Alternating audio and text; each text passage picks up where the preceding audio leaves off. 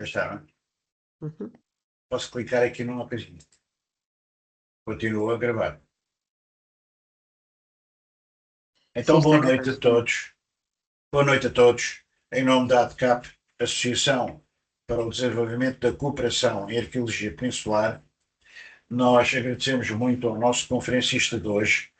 Já tínhamos pensado muitas vezes pedir-lhe uma palestra, Dr. Virgílio Hipólito Correia, que nos vai falar sobre a experiência religiosa em Conímbriga, identidades sociais e culturais em fluxo. Ele enviou-nos um pequeno resumo que eu vou ler rapidamente. Esta apresentação trata duas abordagens complementares das expressões arqueologicamente documentadas da vivência religiosa dos habitantes de Conímbriga durante a época romana. Uma é a leitura tradicional da epigrafia, veículo privilegiado da afirmação individual dos indivíduos da elite, no contexto da sua promoção económica e jurídica em moldes romanos.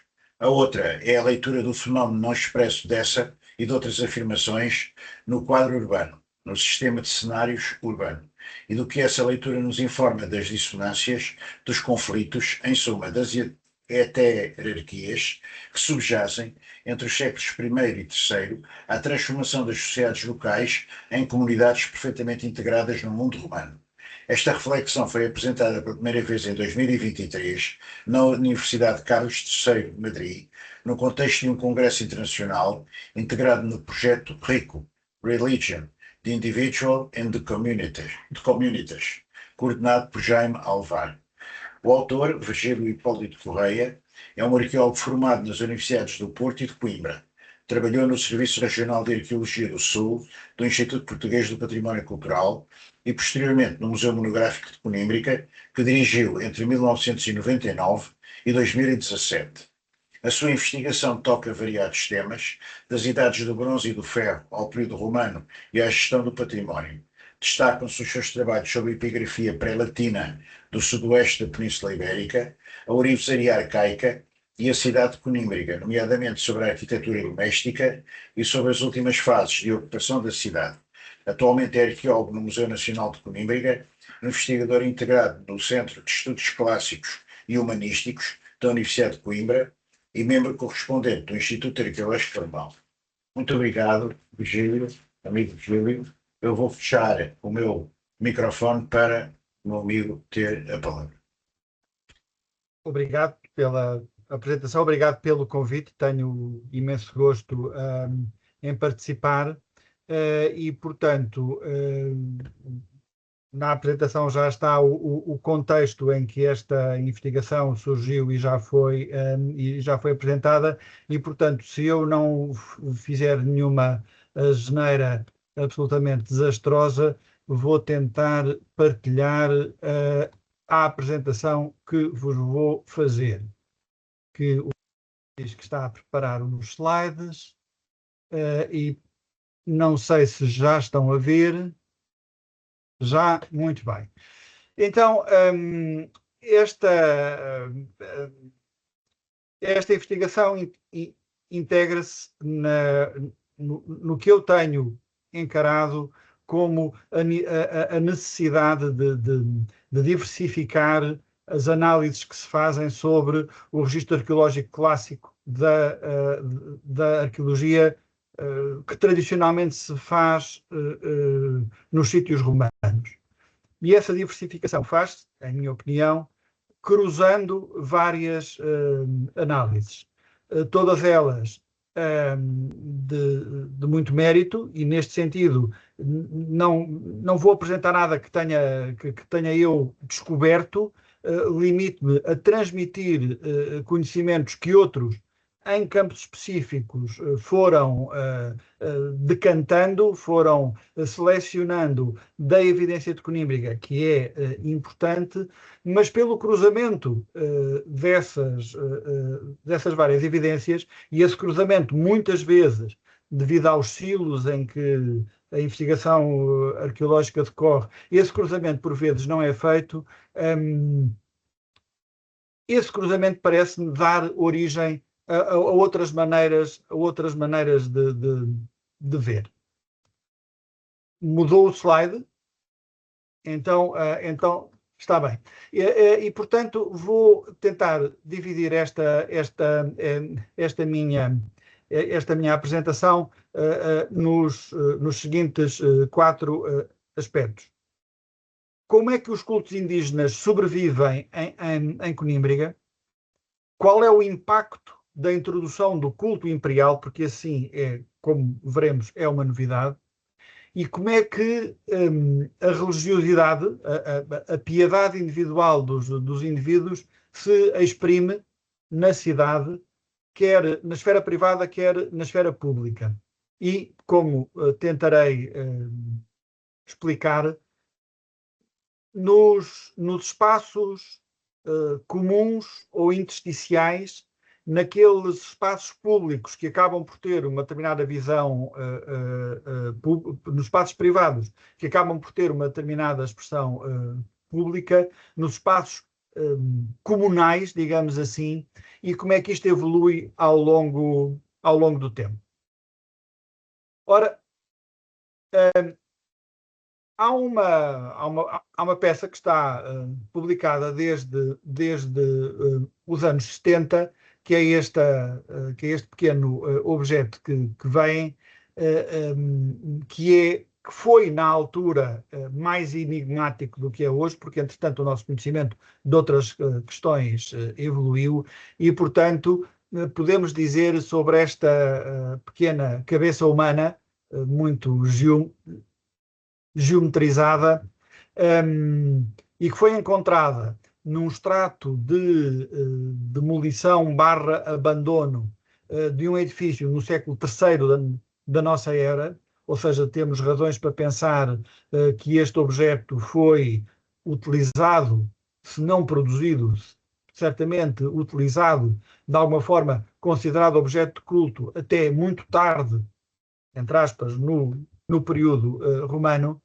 dedicado a Aios, que é uma entidade pouco documentada, pouco conhecida, mas que é obviamente uma entidade, é um deus indígena lusitano que padece talvez de um problema, é que Aios é também uma divindade romano-republicana cultuada em Roma.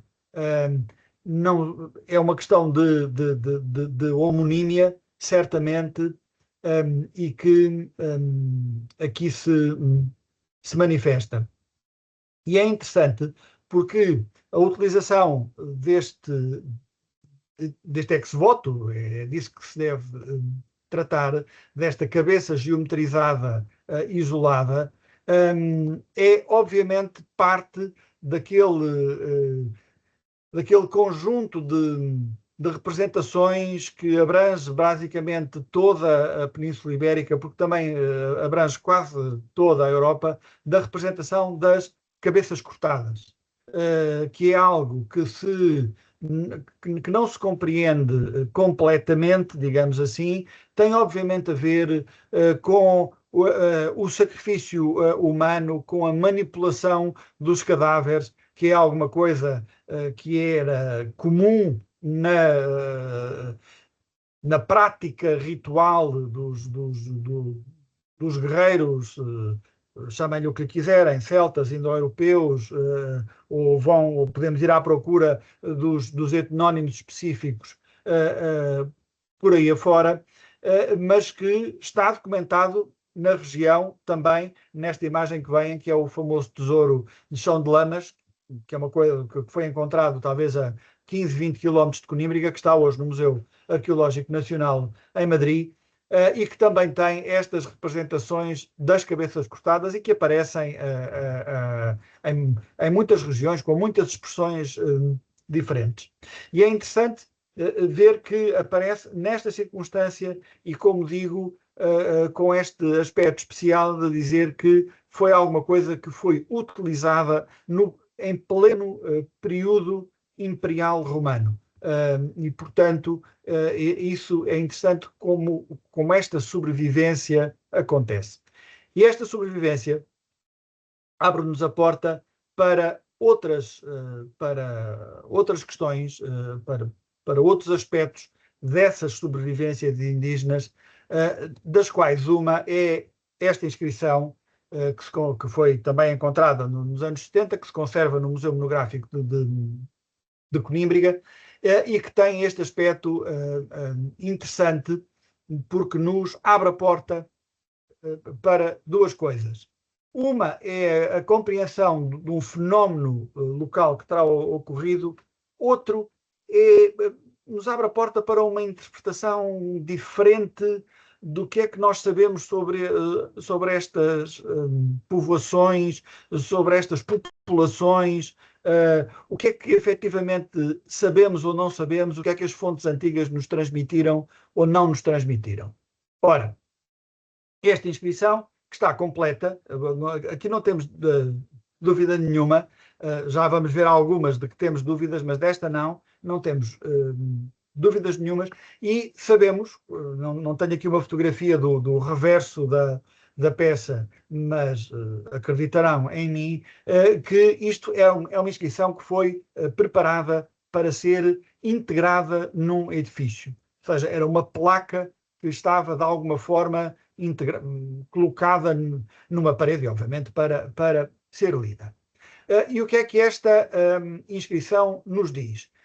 Diz-nos que foi dedicada por um indivíduo ao Buio, filho de Camalo, que a dedicou, são as duas últimas linhas da segunda metade da penúltima linha e a última linha, que as dedicou aos lares dos Lubanco, ou os lares lubancos. Isto agora é um pormenor. Mas o interessante é que na segunda e na terceira linha a inscrição diz Dovilonicorum Horum, ou seja, refere-se aos dovilónicos daqui, deste local, estes. Ora, esta especificidade do deíctico, de dizer que são os dovilónicos, mas estes, subentendendo que há outros, e como estes são os daqui, os outros estarão algures, mostra-nos como no período romano, e isto aqui é talvez do aspecto essencial, há obviamente uma compreensão das entidades étnicas locais que inclui a sua divisão, ou seja, não há propriamente uma ligação unívoca e inevitável entre uma entidade étnica e um determinado local, já que estes dovilónicos podem ser os daqui ou os dacolá. E isto é extremamente interessante. E esta inscrição é um dos argumentos fortes para dizer e para sustentar, digamos assim, que Conímbriga, e pela lógica será no reinado de Augusto, quando a cidade assiste a uma importante promoção urbanística, recebe aquilo que os romanos chamavam uma contributio, que os gregos teriam chamado de sinoikismos, ou seja, a movimentação de grupos populacionais que estavam dispersos no território, podemos imaginar em vários povoados indígenas dispersos na região, e que ou integralmente ou por secções dessa população, que não sabemos, obviamente, imaginar como é que teriam sido, são concentrados num determinado local, neste caso Conímbriga, de maneira que o investimento urbanístico romano seja potenciado, já que, obviamente, temos que compreender que nem os romanos podiam andar a fazer cidades romanas em todos os cantos e esquinas, nem, obviamente, as sociedades locais seriam capazes de promover os seus pequenos povoados verdadeiramente a cidades romanas com muita facilidade. E, portanto, este movimento de contributio, que está documentado na Península Ibérica e no mundo romano em geral, mas especificamente na Península Ibérica, noutros locais, há uma cidade no sul da Lusitânia norte da Bética, que é Contributa Iulia ou Gultúnia, ou seja, uma cidade indígena, mas que é concebida como a cidade que recebe a contribuição das suas populações locais. Também a própria colónia patrícia Córdoba também responde a este fenómeno. É a colónia patrícia, não só porque traz os patrícios romanos, mas também porque recolhe os, entre aspas, patrícios da região. E esta inscrição documenta perfeitamente esse movimento, que explica muito, acho eu, depois do desenvolvimento posterior que a cidade assiste, não só pelo contributo arquitetónico à maneira romana, que obviamente requereu a presença de um arquiteto classicamente formado, mas que, sobretudo, reúne essa população. E, infelizmente, não temos a inscrição, mas temos a notícia de uma inscrição que se perdeu, que nos mostra quem seriam estes indivíduos. A inscrição perdeu-se por circunstâncias históricas, foi recolhida no reinado de Dom Manuel, foi colocada na igreja de Condeixa Nova, a igreja essa que ardeu durante as invasões francesas, e as inscrições desapareceram ou foram deterioradas pelo fogo, ou na reconstrução desapareceram, mas sobreviveram, como muitas delas, nos manuscritos do século XVI e do século XVII. E, portanto, com alguns problemas, conseguimos reconstituí-las, e tem aí a fotografia da página do Corpus Inscriptionum Latinarum e a interpretação que é dada. A primeira linha é muito problemática e não me vou preocupar agora com ela, mas o resto é o suficiente para nos mostrar esta situação. Os dois indivíduos que dedicam esta inscrição têm nomes perfeitamente romanos: Valério Ávitos e Marcos Turrânios Sulpicianos. O Valério Ávito, o Ávito é talvez mais tipicamente lusitano. Agora, o Marcos Turrânios Sulpicianos podia viver em Roma, alguns entre o Palatino e o Aventino, que tinham um nome perfeitamente respeitável, não tem problema nenhum. No entanto, estes dois indivíduos de onomástica romana muito respeitável assumem-se publicamente como sendo de Vico Bedoro, ou seja, de um Vicus Bedro, que das duas uma, ou é uma aldeia no território, ou é uma subdivisão dentro da cidade, e gentis pintonum, ou seja, de uma gens, de uma estrutura suprafamiliar de raiz indígena.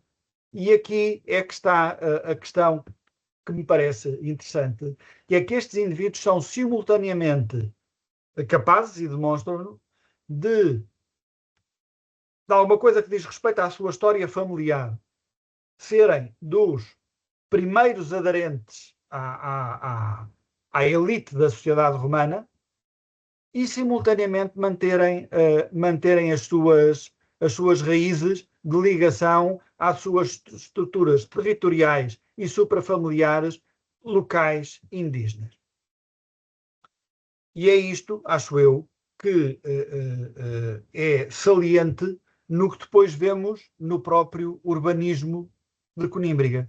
Porque o que é que nós temos em Conímbriga, e já vamos ver uma planta mais à frente. O que é que nós temos em Conímbriga? Nós temos uma estrutura urbana, um cadastro indígena pontuado de monumentos romanos que vão ser, às vezes com muita dificuldade, construídos ao longo dos anos, tentando encaixar bonitos monumentos num tecido urbano completamente não romano, de raiz indígena. E, como tentarei explicar um pouco mais à frente, o que é que isto significa? Se o cadastro romano sobreviveu, é porque a sociedade proprietária deste cadastro também sobreviveu. E a sobrevivência dessa sociedade está demonstrada em inscrições como esta, em que indivíduos, provavelmente por promoções pessoais que a sua família tenha recebido 1, 2, 3 gerações antes, de facto, adotam essa introdução pessoal, os latinos diriam ad viritem, ou seja, os indivíduos que individualmente são integrados nas estruturas do Império, porque qualquer militar romano é seu patrono e eles são, ou adotam o nome, ou são verdadeiramente, sei lá, adotados como cidadãos romanos, mas isso não impede que eles mantenham a sua ligação às estruturas familiares e territoriais pré-romanas. E, portanto, estamos, acho eu, autorizados a pensar que neste movimento de sobrevivência, parte da sua vivência religiosa também terá sobrevivido. E daí que, algures ainda no século II ou III, nos apareça uma cabeça cortada à moda antiga, neste caso já muito antiga, com uma dedicatória. Ora, neste panorama, o que é que surge? Surge um cenário completamente novo e temos que dizer revolucionário para a expressão pública da religião romana, que é o Fórum Romano. Mas atenção que o papel religioso do Fórum não foi sempre o mesmo e não foi sempre igual e, portanto, não se exerceu sempre da mesma maneira. A imagem que vem são as 3 fases sucessivas de construção do Fórum de Conímbriga. A primeira, do lado esquerdo, é a construção propriamente de época augustana, cerca de 10 a.C., em que é construída uma praça rodeada por um pórtico que, do lado oeste, tem uma série de lojas e, no topo norte, tem uma basílica de 2 naves com uma espécie de capela, um aedes, que originalmente seria simultaneamente o espaço de reunião dos magistrados locais e o espaço, provavelmente já o espaço de culto ao imperador. Como vamos ver mais à frente, no reinado de Cláudio, tem que ser depois de 50, a cidade recebe uma galeria do culto imperial que vem ocupar este espaço e, portanto, para a vida administrativa da cidade faz falta um outro edifício, ou neste caso 2, que são uma nova basílica, nesta de 3 naves, e uma cúria para a reunião dos magistrados, que é construída do lado oeste e que é aquela adição retangular. Numa data que terá que ser ainda discutida e afinada, mas que é indiscutivelmente da época flaviana, portanto, algures depois de 70, há razões que nos levam a pensar que talvez o fórum não tenha sido construído senão em 90, mas de qualquer maneira, algures na época flaviana, deste fórum a única coisa que sobrevive é a Praça Central. Tudo o resto é demolido, construções da cidade à sua volta também são demolidas, o fórum cresce espetacularmente, para o que vem do lado direito, talvez a imagem mais conhecida do Fórum de Conímbriga, mas, paradoxalmente, este edifício, que cresce desta maneira, do ponto de vista funcional, reduz-se no sentido em que passa a ter única e simplesmente um templo e os pórticos à volta. Ou seja, na mesma época, e é isso que se passa no período flaviano, na mesma época em que a cidade, teoricamente, passa verdadeiramente a necessitar de ter um fórum, com os vários edifícios administrativos, o fórum é transformado à maneira dos fóruns imperiais de Roma num grande santuário de culto ao imperador. E isto é essencial porque, efetivamente, temos a evidência epigráfica que nos diz que o Templo do Fórum, em época flaviana, é dedicado a Marte Augusto. E o que já se suspeitava quando olhávamos para o modelo arquitetónico escolhido do Fórum, que ele era cópia dos Fóruns Imperiais e especificamente do Fórum de Augusto, cujo templo era dedicado a Mars Ultor, a Marte Vingador, encontramos esta evidência em Conímbriga de que este santuário imperial é dedicado a Marte Augusto. Mas isto corresponde também à modificação do próprio conceito de cidade na ótica religiosa. Estes dois fragmentos de Árulas, que são talvez os achados mais interessantes das escavações luso-francesas, entre outras razões porque acabaram radicalmente com a polémica se a Almedina de Condeixa a Velha era ou não era conímbriga. Não há a mínima dúvida, depois destas duas coisas terem aparecido, mostram como a própria cidade, alvo deste movimento de contributio, ganha à maneira romana, ganha uma personalidade religiosa própria.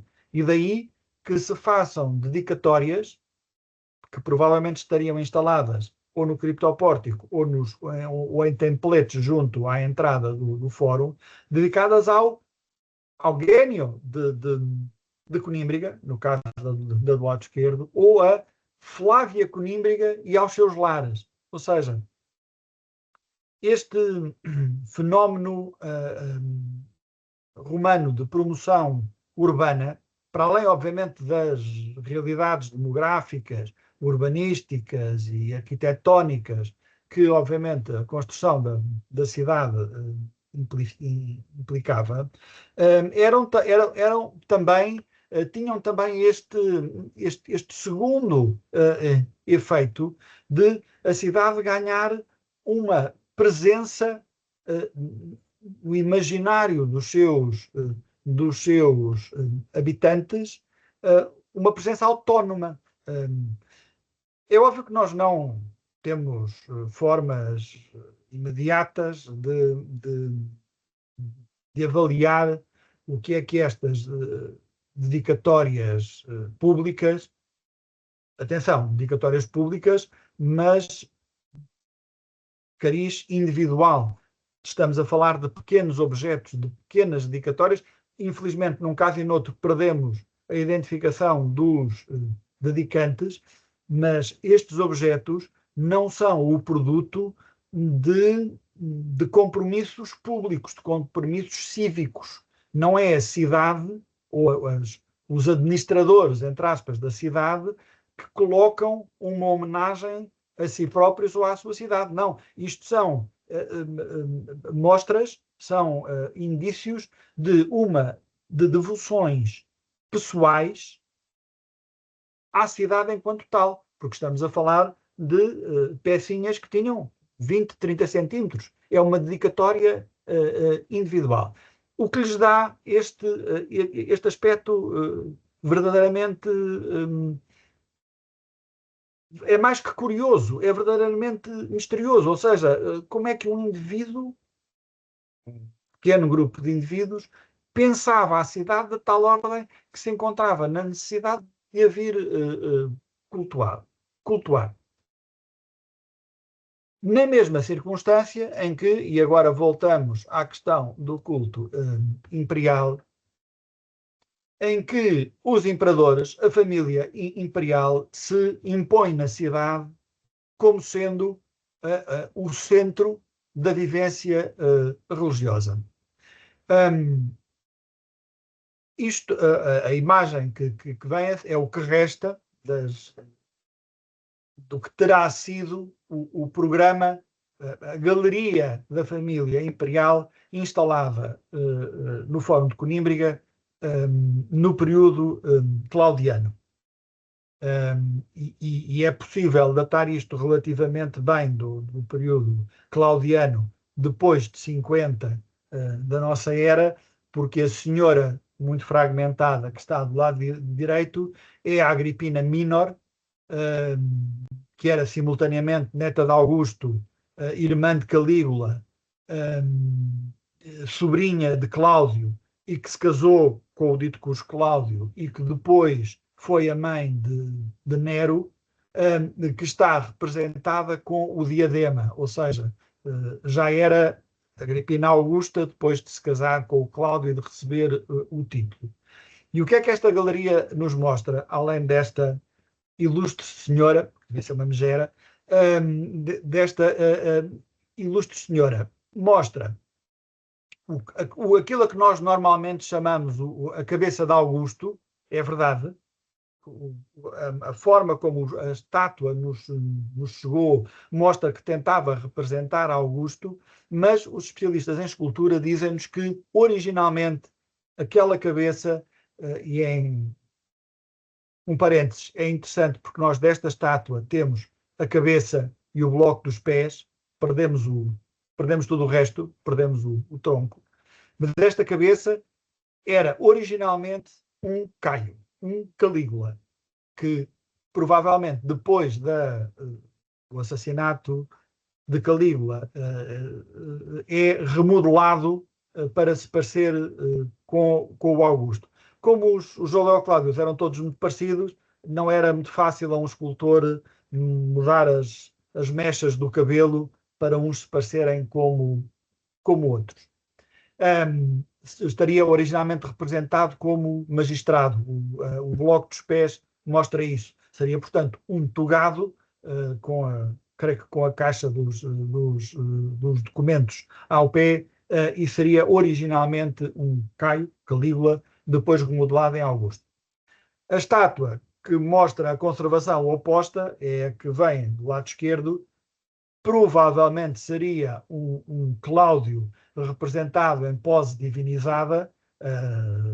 Eventualmente há exemplos destas estátuas com o imperador coroado com uma coroa de folhas de carvalho, segurando um bastão, de que neste caso temos o oposto, perdemos a cabeça e os pés e temos só o tronco propriamente dito, aliás, recuperado a partir de 60 e não sei quantos fragmentos que foram encontrados fora do fórum, uma das grandes obras de conservação e restauro do laboratório do Museu de Conímbriga, que conseguiu recuperar esta estátua que terá sido alvo de um ataque iconoclasta cristão, alguns no século VI, porque os fragmentos apareceram todos partidos em estratos tardios fora do fórum.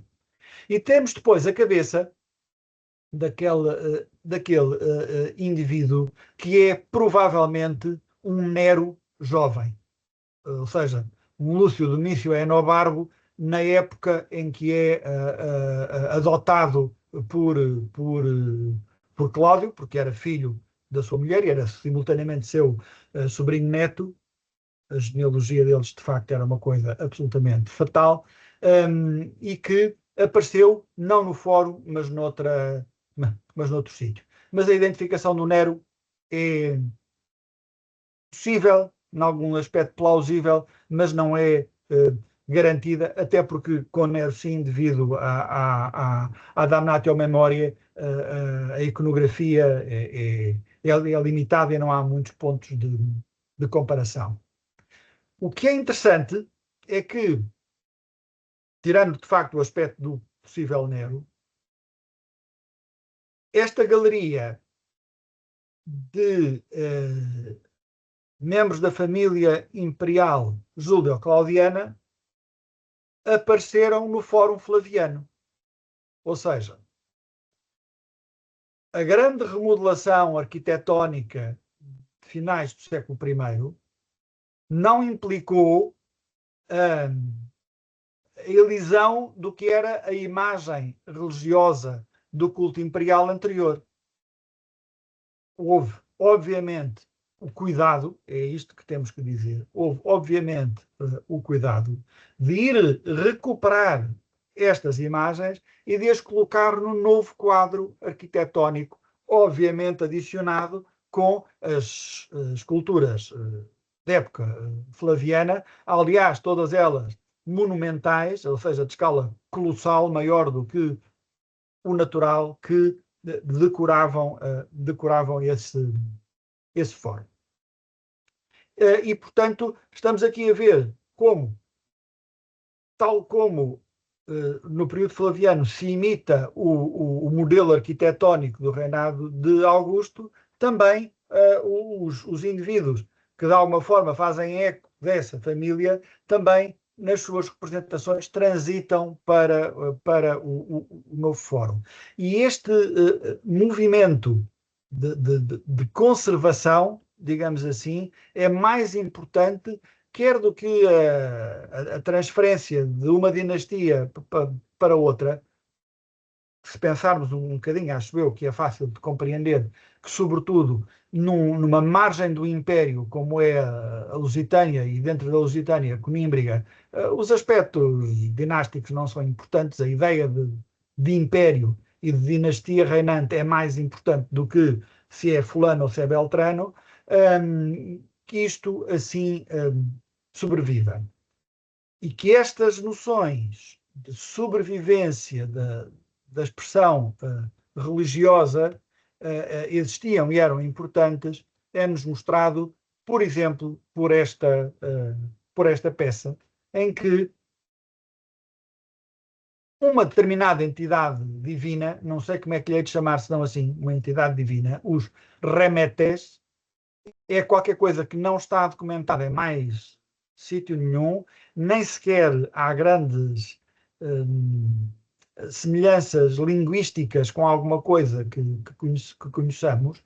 Seria, portanto, uma entidade divina de caráter local e cultuada ainda, designada de Augusta, ou seja, é de alguma forma associada ao culto imperial ou elevada a um patamar idêntico ao do culto imperial, neste caso, numas termas de Conímbriga.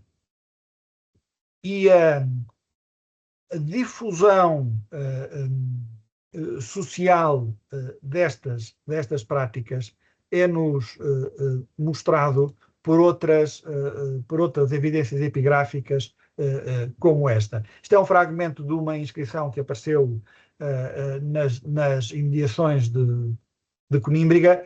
É obviamente uma placa que terá estado colocada num qualquer mausoléu que não conhecemos, mas da necrópole de Conímbriga, e que tem de facto um aspecto especial, e é por isso que aqui a mostra. É que na terceira linha se vê que este indivíduo era sacerdote, ou seja, era um sacerdote que como tal se apresentava. Sacerdote de quê? De que colégio? De que fraternidade religiosa? Sacerdote de que culto? Eventualmente esperaríamos melhor a designação, por exemplo, se estivesse ligado ao culto imperial, como Flamen, propriamente, do que como sacerdotes, mas isso é de menor importância. O que é interessante é que a palavra sacerdote, que não é tão comum como isto tudo, aparece, lá está, volto ao aspecto de que aparece numa zona marginal do Império, numa cidade de uma dimensão relativamente modesta, para o que são inclusivamente as maiores cidades da Lusitânia. Conímbriga era pequena, é preciso dizê-lo, não seria propriamente uma vilória, mas não era uma grande cidade, certamente que não como Mérida, mas, por exemplo, certamente mais pequena do que o Lisipo, que a própria Emínio, que fica a menos de de 20 quilómetros, e, no entanto, a sociedade local absorvia estas informações e, de alguma forma, os indivíduos promoviam-se nela com este objetivo e com esta forma clássica de se integrarem num novo mundo cultural. O que é que isto significava? É que no cenário urbano, e aqui vem a planta de Conímbriga, digamos, a planta teórica, a planta global da época flaviana, com os edifícios que conhecemos e com a reconstituição daqueles que não conhecemos, mas que se podem suspeitar existir. Nós eventualmente poderíamos complementar hoje esta planta com os resultados do programa de prospecção geofísica que, entretanto, tivemos. Mas, sou franco, o tratamento gráfico dos resultados da prospecção geofísica ainda não estão suficientemente decantados para a imagem ser verdadeiramente informativa. Os resultados brutos da prospecção geofísica, olha-se para aquilo e é uma pintura de Jackson Pollock, mesmo com algum trabalho que já foi feito e que está publicado, mas ainda não chegámos lá para dizer de uma forma simples. Mas o que já podemos dizer claramente, e é mostrar a planta, e era aquilo que eu há pouco falava, é que com muito, quer dizer, uma planta destas não aparece em manual nenhum de urbanismo romano, porque o urbanismo que aqui temos não é um urbanismo romano, é o produto de um povoado que era muito antigo, já que nós temos evidência de habitação em Conímbriga desde finais do segundo, inícios do primeiro milénio antes de Cristo, bronze final, ferro inicial, e é evidente, e aí sim a prospecção geofísica mostrou, que este povoado sobrevive com o seu traçado, com o seu urbanismo, com o seu cadastro, é incorporado numa cidade romana bastante mais vasta, com 22 hectares, marcadas por aquela grande muralha que vem como o limite, e a própria promoção urbanística integra uma com outra coisa. E, portanto, a necessidade de integrar a estrutura urbana original com a passagem de uma via que vem de sul, vem de Olisipo, e se dirige para norte através de Minho, dá ao urbanismo da cidade esta estrutura de base triangular, em que, como dizia e repito,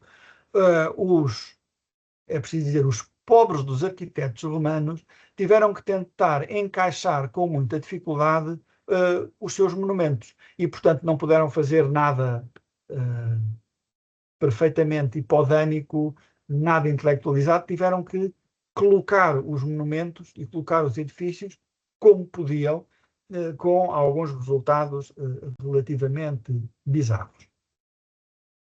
E no meio disto tudo,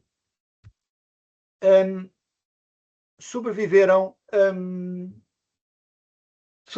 casos extraordinariamente interessantes como este que vou tentar explicar.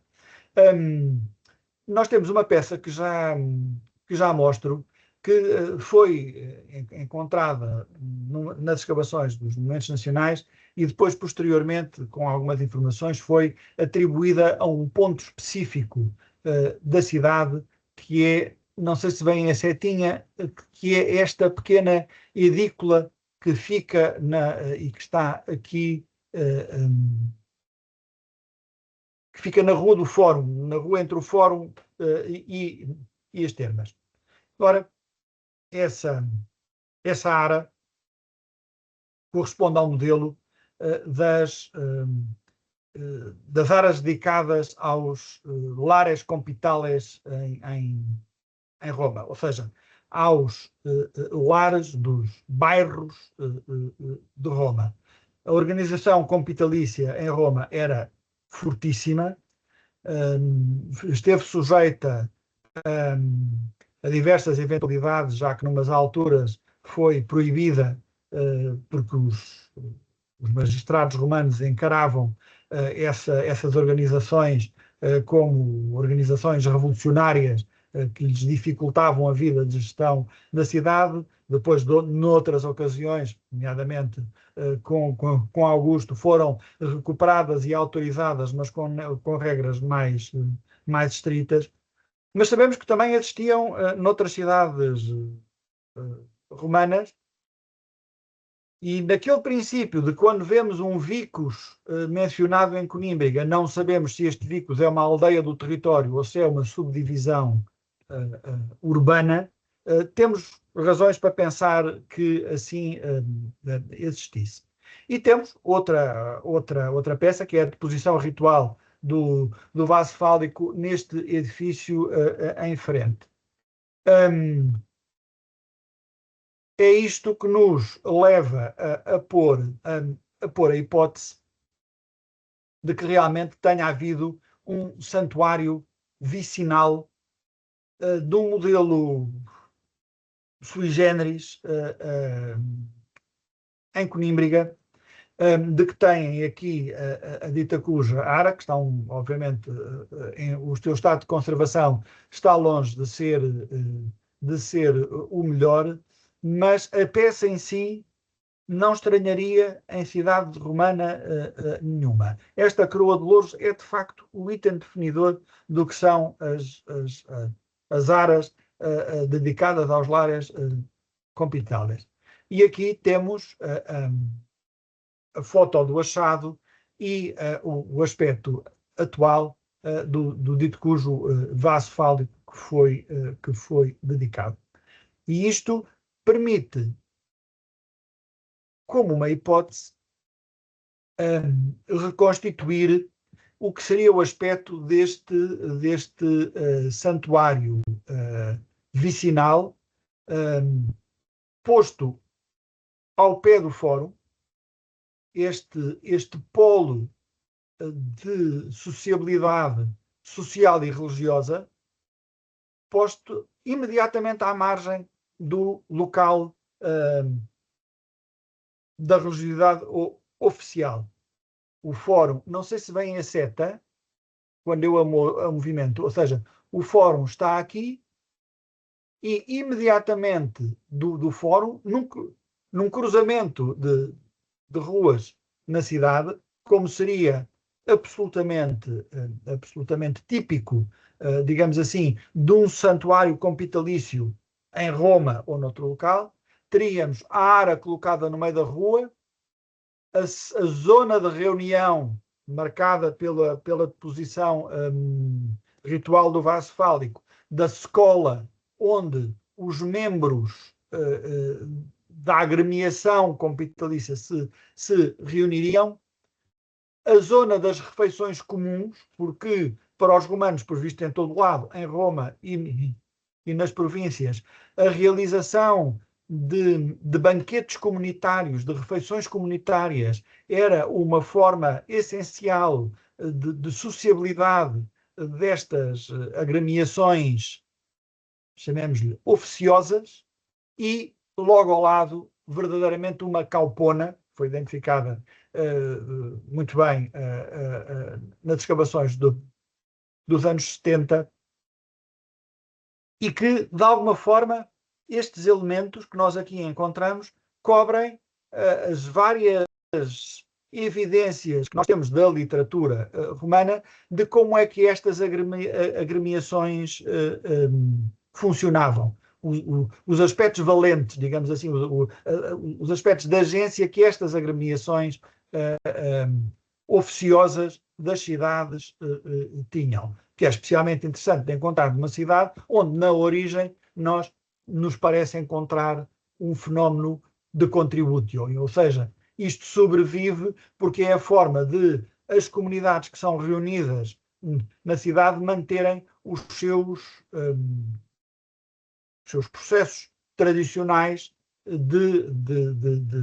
a sua sociabilidade tradicional, que cobre várias valências, porque também em edifícios deste género, estamos a ver a Casa de Cantáber, que é uma domus aristocrática de grande dimensão, com um programa arquitetónico de uma enorme erudição, em parte copiado da Domus Aurea de Nero em Roma, vamos encontrar as mesmas dedicatórias, digamos assim, os mesmos objetos devocionais, com a representação do falo, ligado porventura à crença no Invidus, mas que, olhando para estes objetos, têm um aspecto específico, propriamente local e indígena, que não encontramos noutros locais.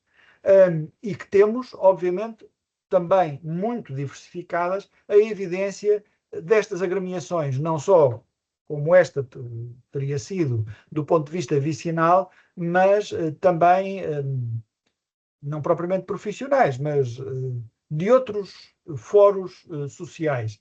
Há, numa outra inscrição perdida da Igreja de Condeixa Velha, uma referência a um collegium salutare, ou seja, uma agremiação de indivíduos que curam do cuidado dos seus membros falecidos, garantindo que eles vão ter,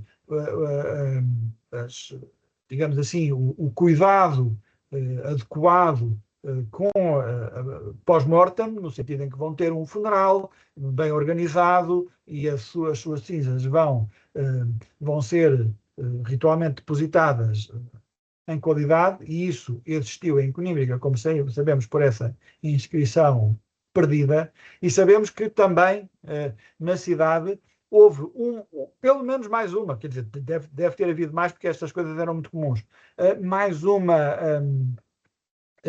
agremiação deste género que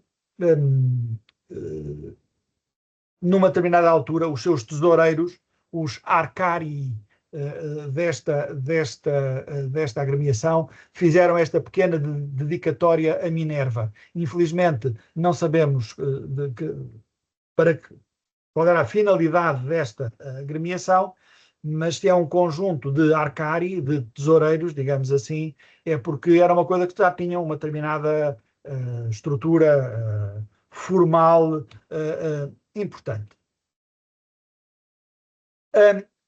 E estes pequenos objetos, de facto, levam-nos a este outro aspecto, que é a religião, o seu aspecto doméstico, e que tem, desde logo, um aspecto extraordinariamente interessante. Os cultos documentados no fórum, aparentemente, limitam-se ao culto imperial, à família do imperador, a outras entidades como a piedade augusta ou a fortuna augusta, e aparentemente ao culto de Apolo. Os cultos documentados a outros deuses romanos aparentemente estão afastados do fórum e aparecem, esses sim, nas residências. E é por isso que Conímbriga é tão fértil nestes pequenos achados, alguns dos quais bastante interessantes, como foi a localização em 1939 deste pequeno pátio interior da Casa dos Repuxos, em que foi encontrada esta pequena lápide dedicada aos lares das águas, ou seja, as águas da Casa dos Repuxos não eram só fontezinhas de água, havia aqui um outro elemento, ou ganhou outro elemento, também é preciso pensar, se me permitem o aspecto mais humorístico, que numa casa cheia de canos de água, que só no peristilo central tinha 400 e não sei quantos repuxos a deitar água para dentro do tanque, seria extraordinariamente interessante, porque climatericamente era ótimo porque devia baixar a temperatura, mas devia ser o pesadelo dos proprietários e dos canalizadores contratados para manter aquilo a funcionar, não é? E, portanto, que eles se sentissem na necessidade, eventualmente, de fazer uma dedicatória aos lares das águas para que aquilo funcionasse mais ou menos bem, é compreensível, digamos assim, só quem nunca teve canalizadores em casa é que não perceberá. É bastante interessante este aspecto, como é que eu ia dizer, íntimo do caso, só que na mesma esfera de intimidade faziam-se dedicatórias como esta, da chamada Casa de Valérios Dáfilos, porque ali foi encontrada esta pequena área dedicada a um deus romano clássico de uma certa entidade, como era Liber Pater, que era o pai da liberalidade da natureza, que depois é associado a Baco e a Dionísio. E outros elementos, como este, não é muito visível, mas também acreditarão em mim quando digo que é uma pequena árvore dedicada a Júpiter Óptimo Máximo Conimbrigense, ou seja, uma divindade de um nível de abstração simultaneamente cósmico, Júpiter Óptimo Máximo, e local, conimbrigense, de uma certa entidade. E este género de manifestações, pela epigrafia, está afastado do fórum, está assim localizado nas residências dos indivíduos. E é por isso que é interessante, é claro que temos muito trabalho, sobretudo intelectual, de reconstituição a fazer, que é interessante compreender como é que estas coisas evoluem. Só para dar um outro exemplo, este conjunto de objetos prende-se precisamente com isso, com como é que evoluem as crenças pessoais. E aqui estamos a olhar para objetos portáteis, coisas individualizadas. Nós, mesmo relativamente às áreas dedicadas, colocadas numa residência, no período romano, temos sempre que pensar que nós não sabemos exatamente, mesmo numa residência privada, o que é verdadeiramente privado ou o que é público. Porque, dependendo da sua proeminência social, dependendo da proeminência social do proprietário da residência, há elementos das residências privadas que são de natureza pública, no sentido em que o proprietário usa a sua residência para exprimir a sua posição pública. O arqueólogo inglês, o Andrew Wallace Adriel, definiu isto muito bem com uma frase que eu creio que vou citar mal, mas que basicamente diz o seguinte: ao contrário de nós que vamos para casa para nos refugiarmos na nossa privacidade, os romanos iam para casa para se mostrarem ao público segundo o melhor aspecto possível. E, portanto, algumas das dedicatórias que nós vemos documentadas na epigrafia podem estar ligadas a isto. Não propriamente às convicções pessoais, às devoções pessoais do indivíduo, mas sim, um pouco talvez também como os mosaicos, o que é que estes indivíduos queriam mostrar a quem os visitavam do que era o ambiente intelectual em que eles se queriam afirmar como estando integrados, a que pertenciam. Estes objetos são talvez diferentes porque são objetos pessoais. E estas três fotografias mostram-nos três coisas bastante distintas. Do lado esquerdo, nós temos um tipo de amuleto de que não sabemos nada, é preciso dizê-lo claramente. É um tipo de amuleto especificamente lusitano. Estes objetos só existem na Lusitânia, em um ou dois na Bética, próxima da Lusitânia. Portanto, é um localismo romano. Parece que numa determinada altura isto terá sido ligado ao culto da Magna Mater, porque houve um conjunto bastante grande deles que apareceu, parece ser o Mitreu, em Mérida, mas é qualquer coisa que sabemos que existe. Representaria uma determinada superstição, não gosto da palavra aplicada a estas coisas, mas uma determinada superstição local. Representa uma figura feminina, muitas delas têm de facto o sexo marcado, não sabemos se seriam usadas só por mulheres ou não, não fazemos a mínima ideia, mas é qualquer coisa absolutamente local. Temos depois os amuletos fálicos, e ainda que estes amuletos fossem também, obviamente, qualquer coisa ligada às pequenas superstições locais, disto sabemos alguma coisa, porque objetos como este eram usados em todo o Império e, portanto, ficaram nas fontes antigas algumas referências a porque é que eram usados, o que é que tentavam combater, etc.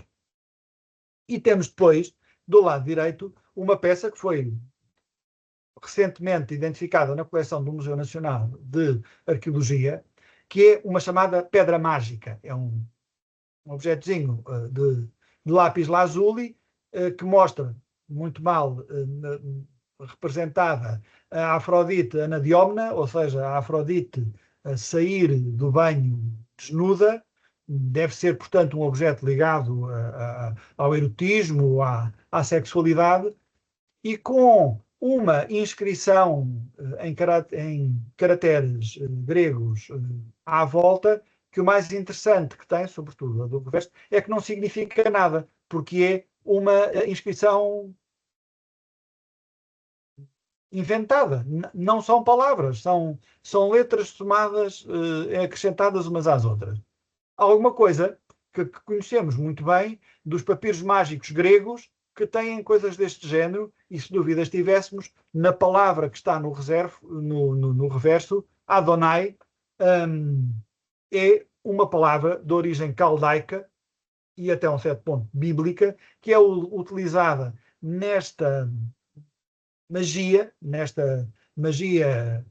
greco-helenística do período romano. Estas coisas seriam usadas em pequenas bolsas ao pescoço, e nós sabemos pelos próprios papiros mágicos que mais do que o objeto era a forma como ele era produzido, que era considerada, bom, são de facto bruxedos, não é? Qualquer coisa que se faz dizendo não sei o quê e indo buscar isto à hora tal, e que teria efeitos fenomenais, imaginamos nós, na capacidade do indivíduo ou da indivídua que usava isto de captar o interesse de outrem.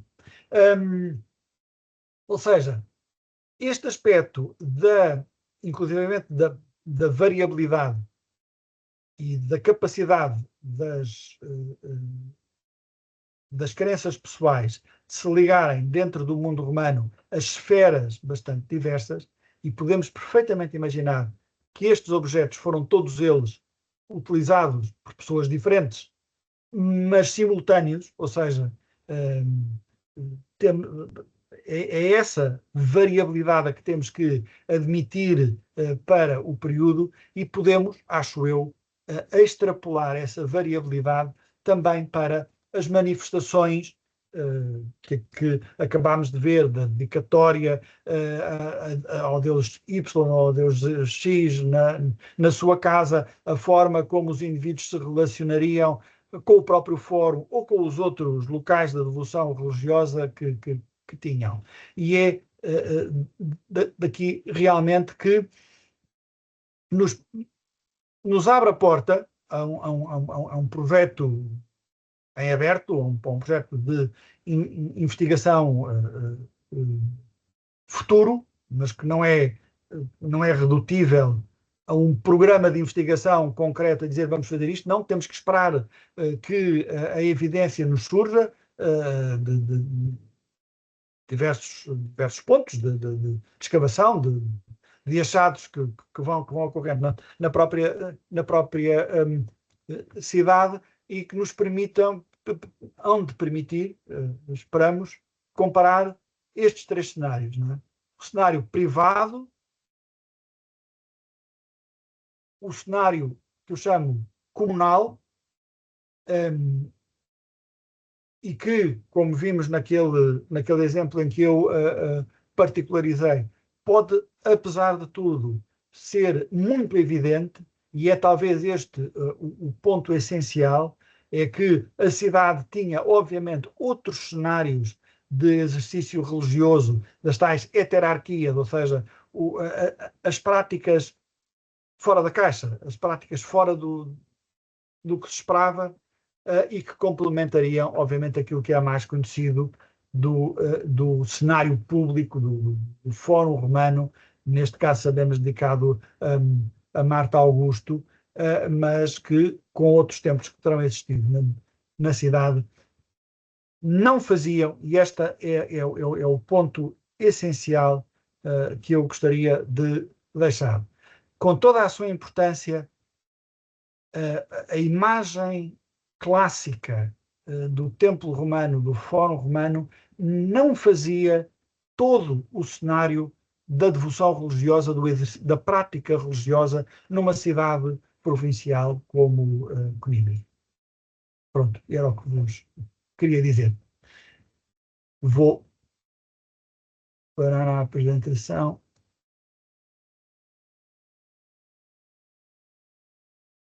Fantástico.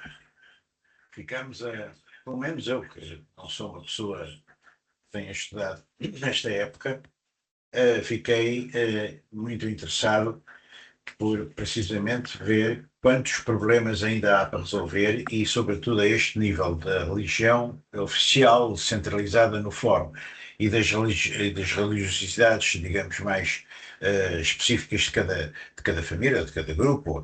Há coisas que eu até nem sei o que é. Por exemplo, não sei o que são estas agremiações. Confesso, não sou ignorante. Não sei se é possível explicar melhor o que sabemos sobre, em geral, no mundo romano, sobre a vida destas agremiações. Será possível? Estas agremiações, as que são melhor conhecidas, são as agremiações profissionais. Cidades como Hóstia Antiga, têm documentadas epigraficamente na ordem das dezenas de agremiações profissionais.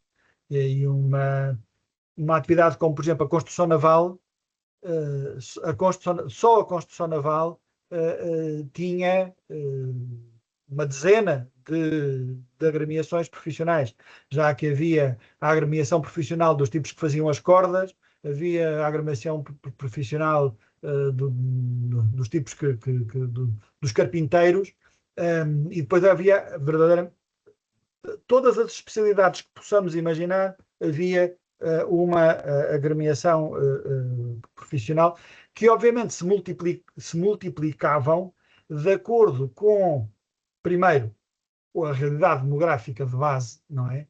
Uma cidade como Hóstia Antiga, que era o grande porto de Roma, obviamente que a fileira da construção naval era tão numerosa, tinha tanta gente, que permitia a existência de muitas dessas agremiações. O caso de Pompeia, que é outro caso que se conhece bem, obviamente que a grande agremiação, a mais importante da cidade, eram os colones, ou seja, os indivíduos ligados à produção de tecidos e à tecelagem e à tinturaria.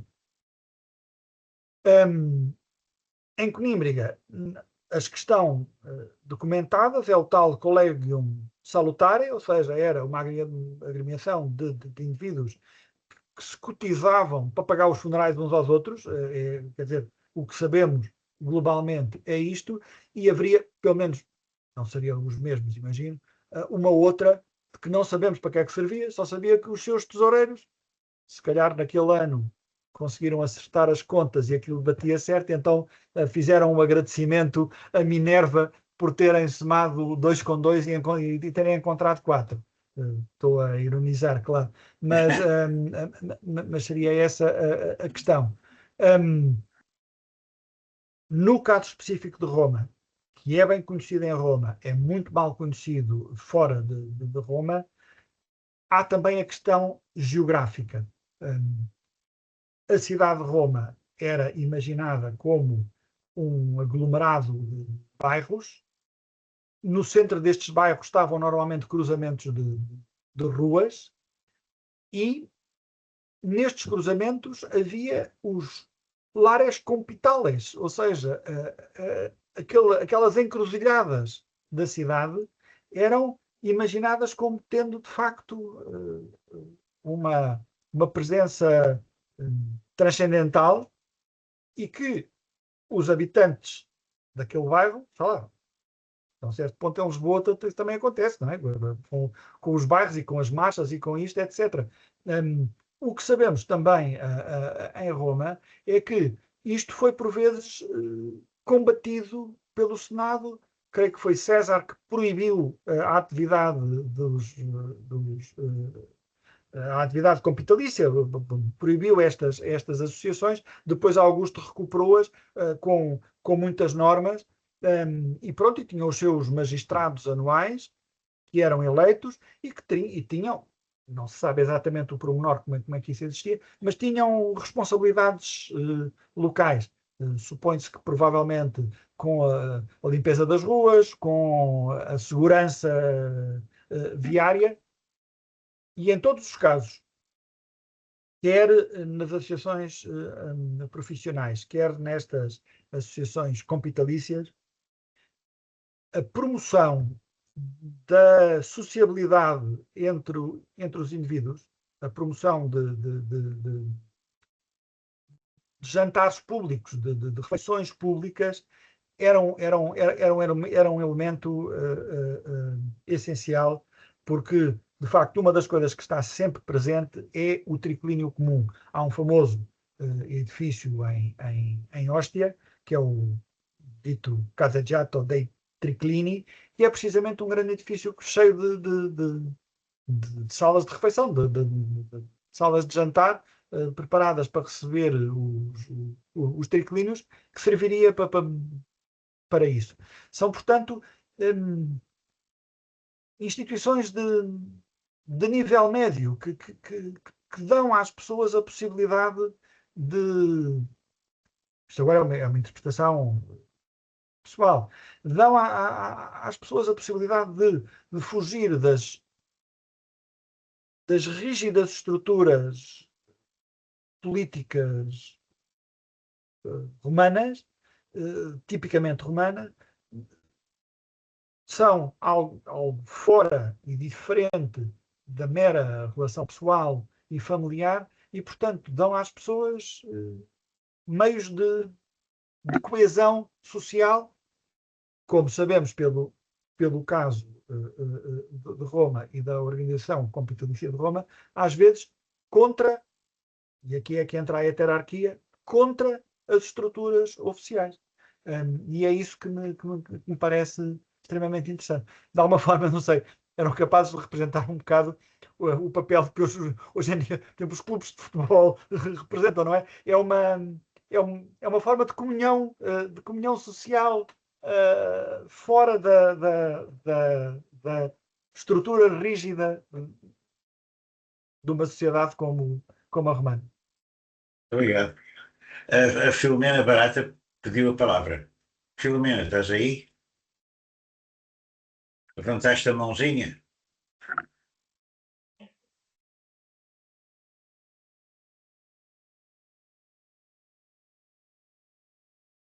Não estou a ouvir.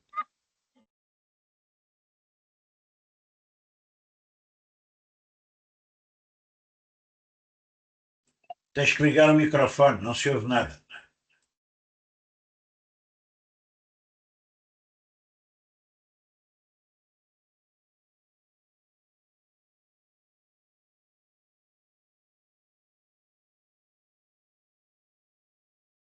No chat.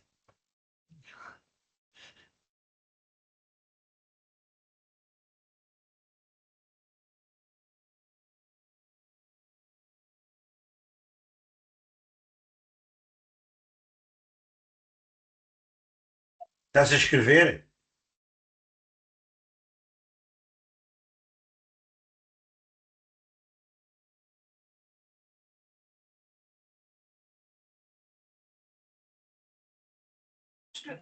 Enquanto a Filomena está a escrever, se houver alguma outra pessoa que queira fazer uma pergunta ao Virgílio, era a oportunidade.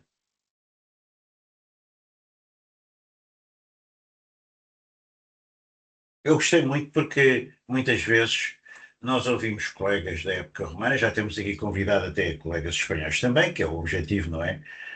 Enfim, tudo o que seja arqueologia, desde o Paleolítico até à atualidade, e tudo o que seja Península Ibérica, ou alguém que esteja a estudar assuntos arqueológicos da Península Ibérica, cai dentro do nosso âmbito. E eu, por exemplo, como nunca me dediquei, gosto muito de aprender, pelo menos, e este aspecto que o certos aspectos que o Virgílio tocou, não é?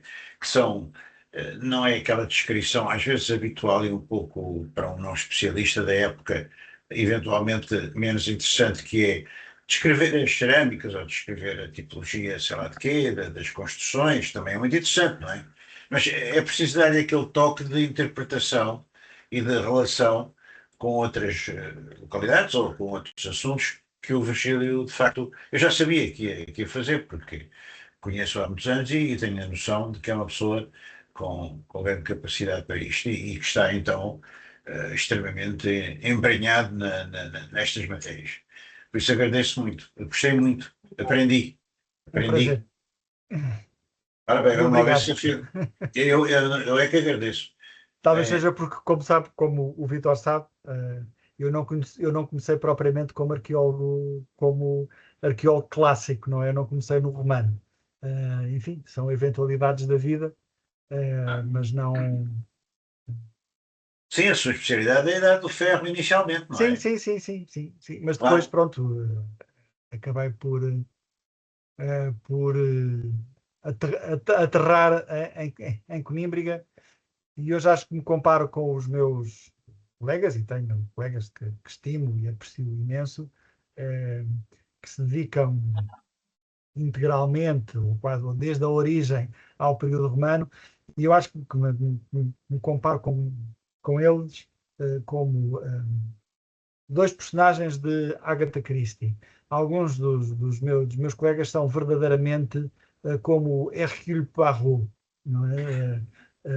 Sabem imenso, pensam imenso, portanto, a partir de qualquer coisa conhecem, enquadram perfeitamente no mundo romano aquilo ou seja, descobrem o culpado, compreendem as coisas muito bem, tal como o Hercule Poirot com as suas células cinzentas. Eu sou como a Miss Marple.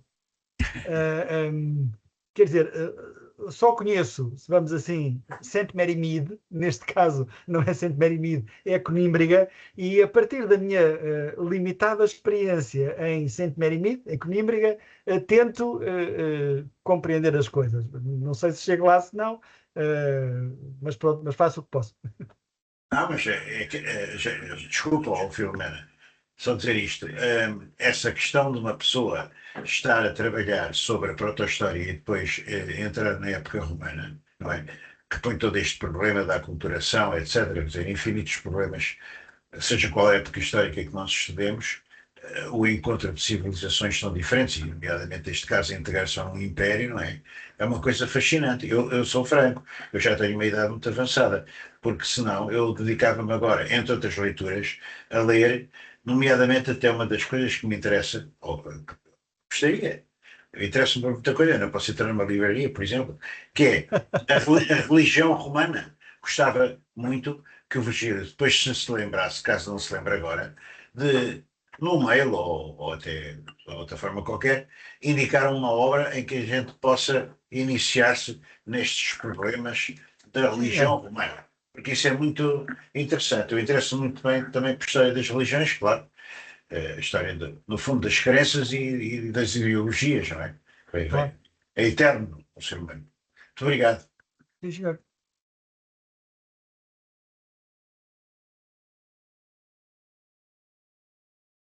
Não consegues dizer nada, rapariga.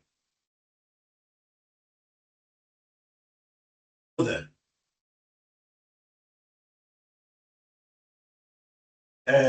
Não queres telefonar-me E eu ponho em alta voz e o Virgílio ouve? Eu estou agora a ler a mensagem da. Eu estou agora a ler a mensagem da Filomena. Obrigado pelos cumprimentos. Pois, mas provavelmente ela queria dizer mais qualquer coisa, ou não? Era só uma questão, digamos assim, manifestação de agradecimento, ou querias. Não, queria ler um fantástico texto É que se sobre a quiseres igreja ler do alguma Porto coisa. Alegre, que ela foi dizer, queria ler um texto, mas para ler tem que ter sons ligado Oh, para que ela consiga. vamos lá ver. Oh, Filomena, estás-me a ouvir, não estás? Telefona-me, faz favor. Sabes o meu número de telefone? Decor. Tens aí, marcado. Telefonas-me, eu ponho em alta voz. E o Virgílio ouve. Pode ser o Virgílio. Todos nós? Sim, com certeza. É a única forma.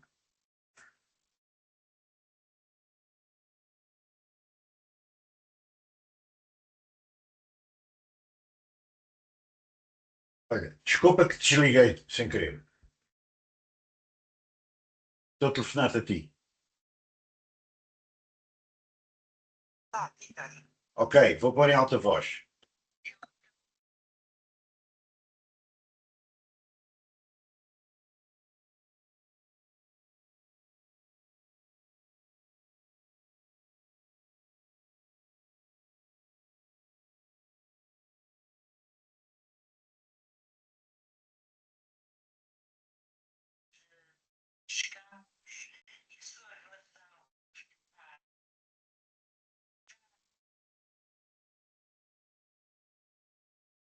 Sou só eu que não estou a ouvir.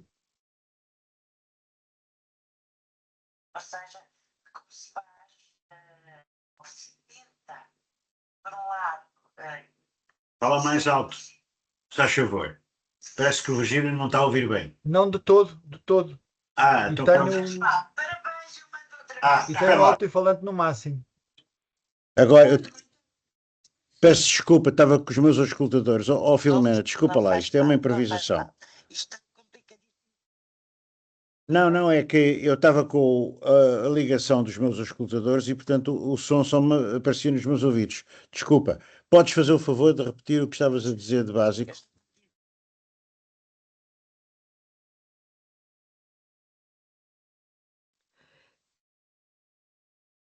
Não. Não estamos a ouvir, Vitor. Não está, eu acho que não está em alta voz. Está em alta voz, sim. Nós não conseguimos ouvir. Está em alta voz ali.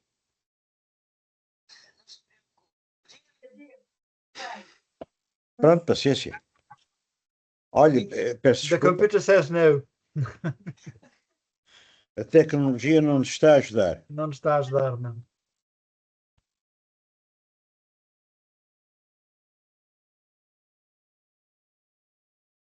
Importantes, o administrativo e o religioso.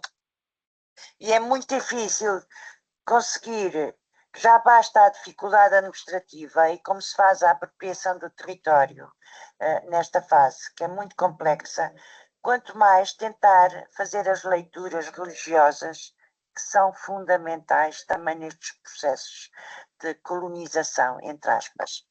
E eu disse a brincar que queria ler um texto de Portambuim, Angola, que li hoje e que é muito interessante, que é a história de como os colonos criam um novo templo em Portambuim, Angola, em 1940, e metade dos ofertantes são exatamente populações indígenas.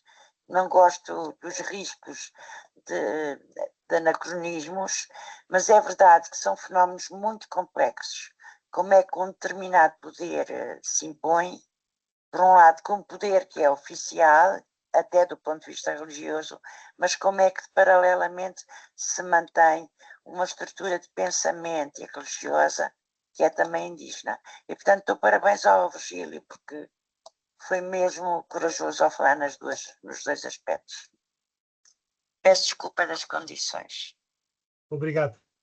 Eu tenho, como é que eu ia dizer, quase uma reação epidérmica a tudo que começou a comparação da colonização romana com a colonização europeia em África no século XIX, porque acho que há distinções de base que não que custo a conceptualizar.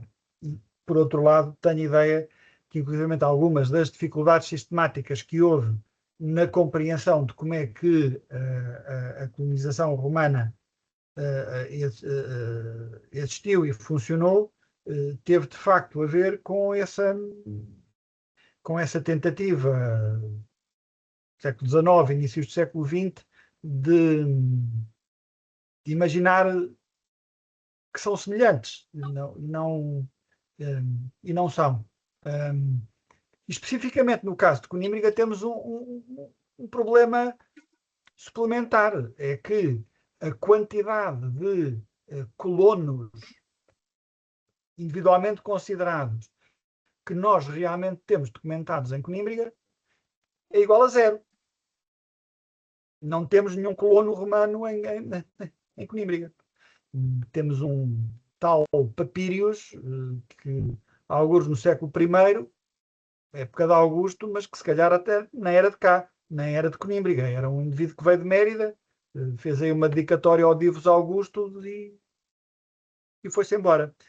E, portanto, é realmente, acho eu, lá está, é Miss Marple a falar. Saint Mary Mead é uma aldeia diferente. Temos que pensar de uma forma diferente.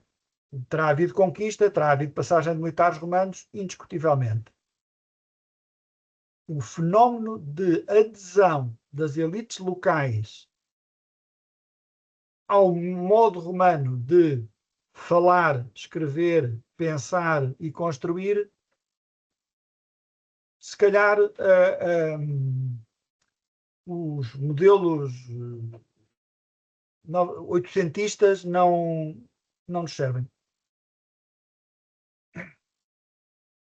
Isso é muito interessante, porque, no fundo, temos aqui uma história mais voltada para a parte espiritual, se quisermos chamar-lhe assim, ou psicológica também, etc.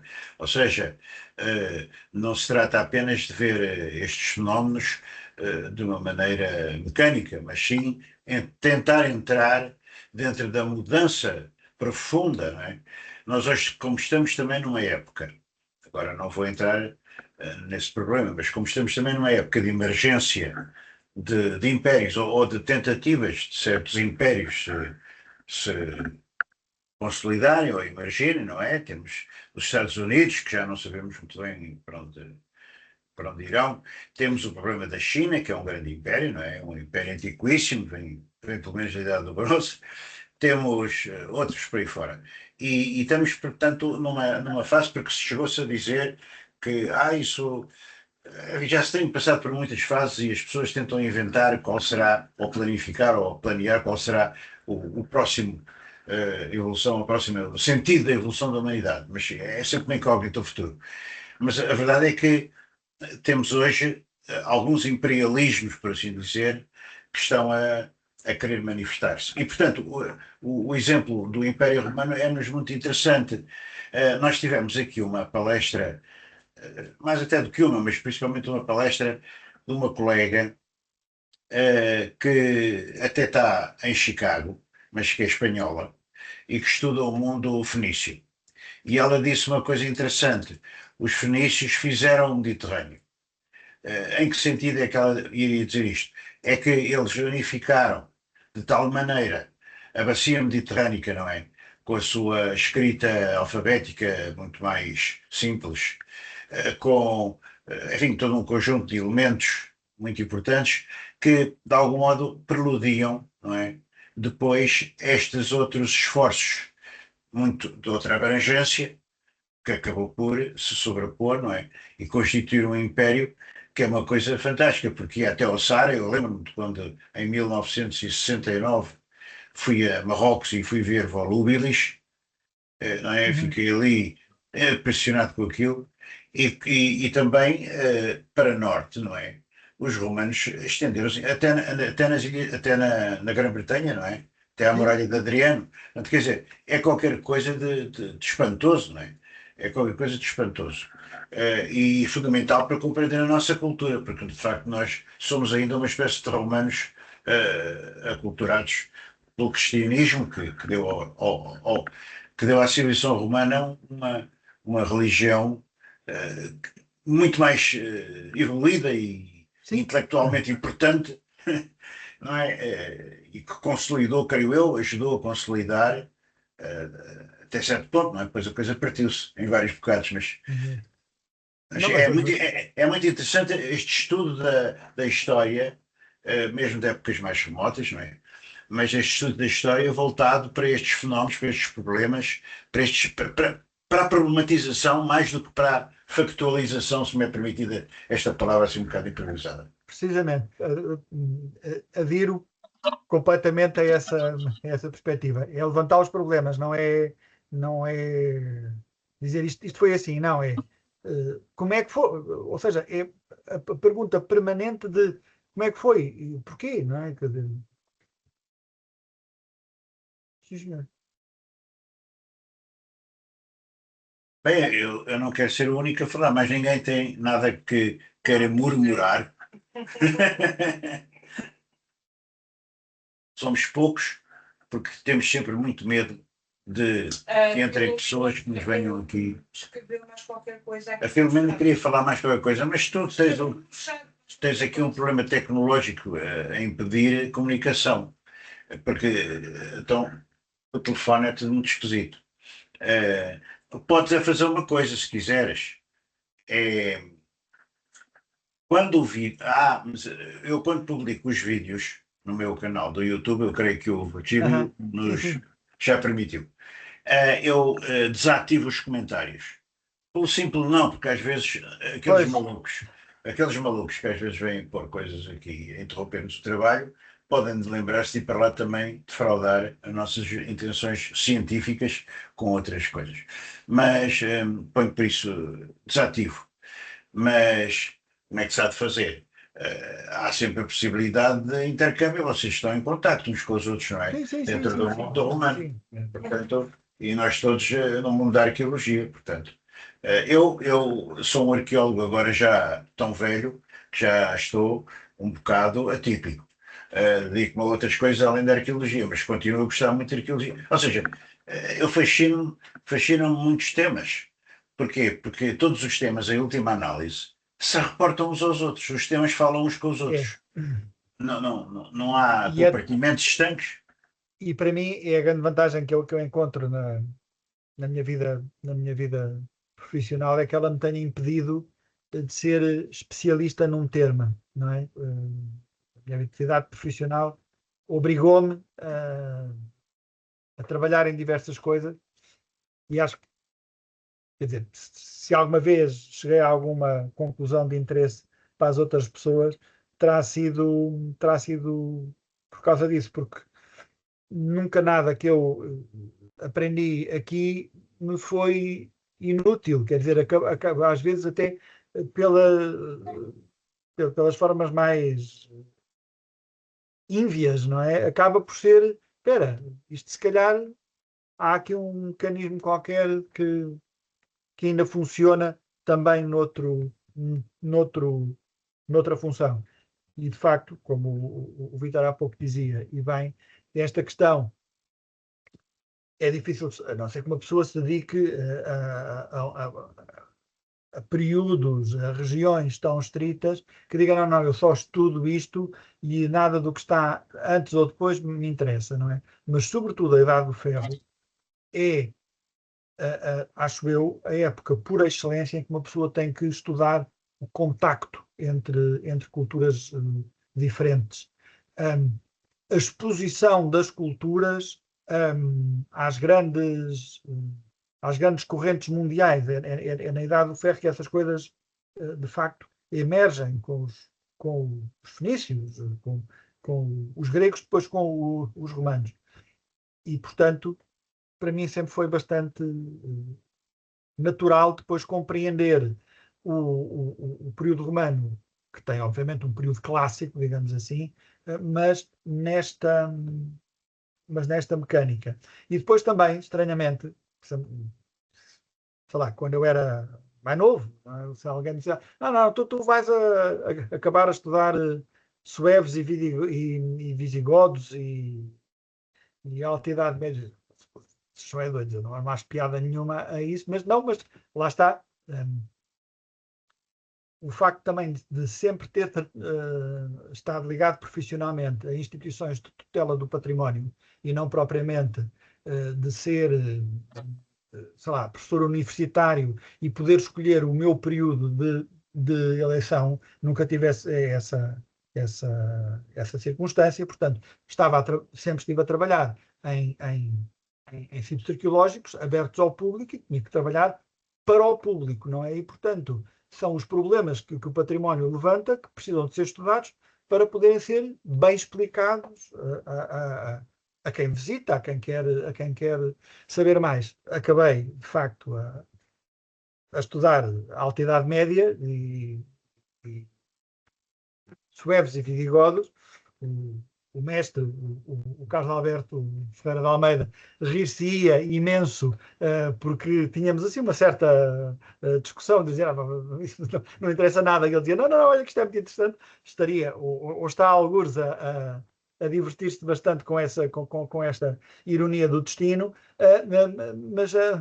mas é isso. É mais do que caracterizar um determinado período, é compreender a evolução, as sucessivas mudanças, e mais do que tentar descrever as coisas por fatias, é fazer perguntas sobre como é que as coisas se integram. É um bocado voltar, né, às questões do Parménides, não é? O que é e quando é que deixa de ser e passa a ser outra coisa. Eu não quero ser o único a falar. Se de facto os meus amigos que estão aqui agora já não têm nada de especial a dizer, se a coitada da Filomena não consegue ativar a tecnologia mais recente, temos que agradecer ao Virgílio. Eu não estar aqui a incomodá-lo, já são 11h14 da noite. Mas Eu muito amanhã de manhã obrigado. tenho que ir para a escavação. Coitado. Mas eu sei o que isso é também. Obrigado, obrigadíssimo. E se não for amanhã de manhã, é desta noite, que a minha amiga Ana, minha queridíssima Ana, tenho que lhe dar aqui muita graça para ver se ela mandou o vídeo, me vai enviar o vídeo para eu poder pôr online. Sim, senhor. Ainda é E eu possível esta depois noite? posso usar o link para os serviços de comunicação do museu Claro, poderem claro. divulgar Urbi a presença disso. et orbi. Sim, senhor. Muito Muito bem. obrigado. Um grande Muito abraço. obrigada. Prazer. Muito Foi obrigada. um Obrigado. prazer, muito gosto. Muito obrigado. Boa noite. Boa noite. Boa noite a todos. Ana, quando puder enviar-me um vídeo, agradeço. Está bem, está bem, está bem.